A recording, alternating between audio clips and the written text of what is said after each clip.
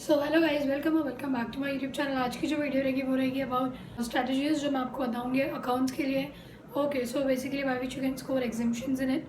सो मैं पर्सनली अगर मैं अपनी बात करूँ तो मैंने I have score 58 out of 100 and I just मैं सिर्फ 2 मार्क्स ही रहेगी एग्जामिशन स्कोर करने में। But I have few strategies जो कि मैं आपके साथ शेयर कर सकती हूँ जिससे आपको ज़्यादा हेल्प हो सकती है। ठीक है, इफ़ अगर आपके एग्जाम्स जो है बेसिकली वो मई 26 में हम दे रहे हो, ठीक है, then I would suggest you this few points जो कि आप कंसीडर कर सकते हो basically. Okay, for scoring good in accounts subject. Okay, so account subject जो basically it's a most easier subject. I think वो आपका एग्रीगेट बनाने में आपकी बहुत ज़्यादा हेल्प करेगा। एंड या इसमें आप थोड़े से भी एफर्ट्स अगर अच्छे से दे दो ना, आई थिंक आपको काफ़ी अच्छा आउटपुट मिल जाएगा। सो या without any further delay let's just get started with the same. About the first thing I would say that कि आपको हाईएस्ट वेटेज पे बेसिकली ज़्यादा ध्यान रखना चाहिए, बिकॉज आपने वो चीज़ तो पढ़ी होगी, that is 20% syllabus covers 80 marks of your paper. So this is very important and so true that अगर मैं आपको कुछ ऐसे चैप्टर्स बता दूँ जो कि आपके पेपर में काफ़ी ज़्यादा वेटेज कैरी करते हैं and at the same time आपको उसमें थोड़ी मेहनत तो लगेगी बट आपको मार्क्स भी काफ़ी अच्छे मिलेंगे उसमें। ठीक है, so talking about the chapters, so मैं अगर आपको चैप्टर्स कुछ बताऊँ तो वो रहेंगे consolidation, amalgamation, internal reconstruction and financial statements. ये चारों ऐसे चैप्टर्स हैं बेसिकली जिस 3 या 2 तो आपके पेपर में हमेशा आपको दिखेंगे जो कि 14 मार्क्स के होते हैं। आई थिंक ये 30 to 40 मार्क्स की कवरेज रखते हैं आपके पेपर में। एंड अगर मैं बात करती हूँ branch accounts, I don't know for what reason मैंने of the students branch accounts को छोड़ देते हैं। सो वो नहीं करना चाहिए बिकॉज आई थिंक वो आपको हर पेपर में दिखेगा ही। ठीक है, लास्ट क्वेश्चन में ये 7 मार्क्स का आपको दिखेगा ही। I don't know why students लिख दिस चैप्टर, बट या ये चैप्टर थोड़ा सा लेंदी है, बट आई थिंक अगर आपको पता है कि ये चैप्टर हर बार आपके अटेम्प्ट में आ रहा है, सो आई थिंक आपको ये डेफिनेटली स्किप नहीं करना चाहिए, आपको ये चैप्टर भी कवर करना चाहिए। ठीक है, and it's very scoring. Okay, अगर आप नहीं कर पा रहे हो, ठीक है, फॉर सम रीजंस, तो आप उसके जो इंपॉर्टेंट जो जर्नल एंट्रीज वगैरह है वो कर लो, फिर वो स्टॉक एंड ट्रेड्स का मेथड देख लो, बेसिकली अकाउंट्स वगैरह। ठीक है, बेसिक चीज़ों को करो, पूरे चैप्टर्स में छोड़ के। Second point that I will discuss will be about the as.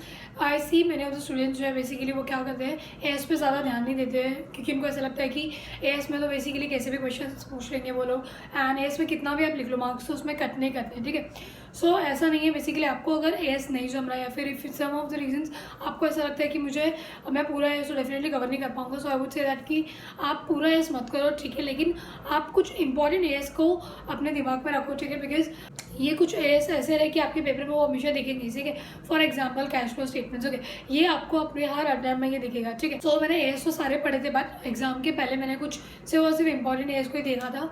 सो या third thing that I will be discussing will be कि आप जो है अपने जो भी क्वेश्चंस वगैरह प्रैक्टिस करते हो अकाउंट्स के, ट्राई करो उसे अभी से शॉर्ट लिस्ट करना, बिकॉज 1.5 डे में ऑब्वियसली अकाउंट्स के लिए 1.5 डेज ही आपको 3-4 दिन तो मिलेंगे उसके लिए। ठीक है, आई डोंट थिंक इससे ज़्यादा कोई भी स्टूडेंट इस पर डालता है। ठीक है, max to max 5 to 6 days. Okay, so आप जो भी अकाउंट्स आप एडवांस अकाउंट्स जो भी आप पढ़ेंगे बेसिकली अपने एग्जाम से पहले, तो इट्स ऑब्वियस कि आप पूरे सारे क्वेश्चन तो सॉल्व करने नहीं बैठोगे। ठीक है, तो आप अभी से उसे क्या करना है, आपको क्वेश्चन की शॉर्ट लिस्टिंग करना चालू कर दो। ऐसे क्वेश्चन को सिलेक्ट करो जो कि फुल कवरेज रखते हैं बेसिकली ऑफ द टॉपिक या तो मैक्सिमम कवरेज रखते हैं टॉपिक्स का।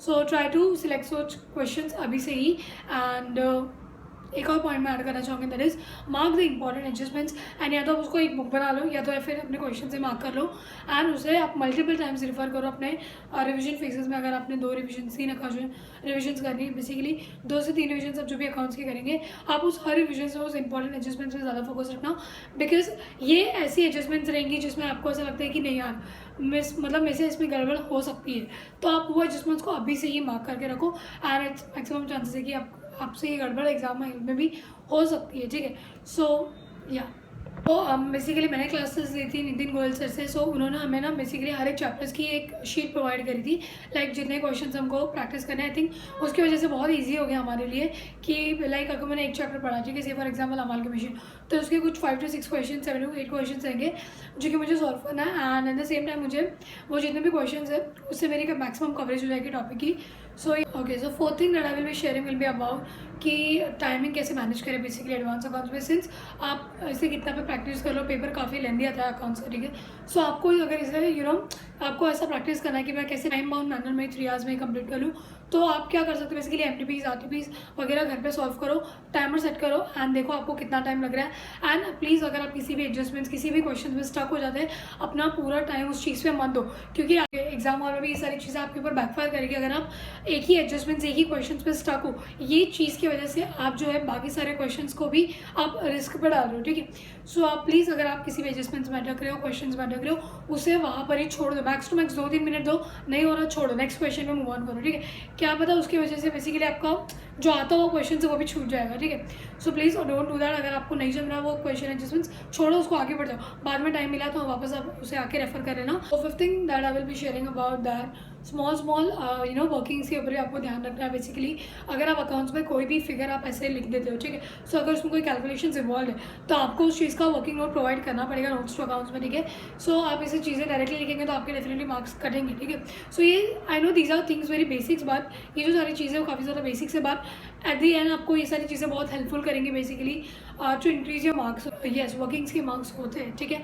सो आपको ये चीज़ों को इग्नोर नहीं करना है। सो आपको वर्किंग्स प्रोवाइड करनी है एंड अगर देखो करोगे तो डेफिनेटली इसके मार्क्स मिलेंगे, नहीं करोगे तो इसके मार्क्स आपको नहीं मिलेंगे। एंड टू स्कोर एग्जाम्पशंस आपको ये छोटी छोटी चीज़ों का ध्यान रखना पड़ेगा। So yeah workings forms your important part of your question, so आपको वो चीज़ करनी है, इग्नोर नहीं करनी है उस चीज़ को, ठीक है। So do let me know the comment section that ये वीडियो आपको कैसी लगी। So do not forget to like share and subscribe to my YouTube channel. Till then see you in the next video, bye bye.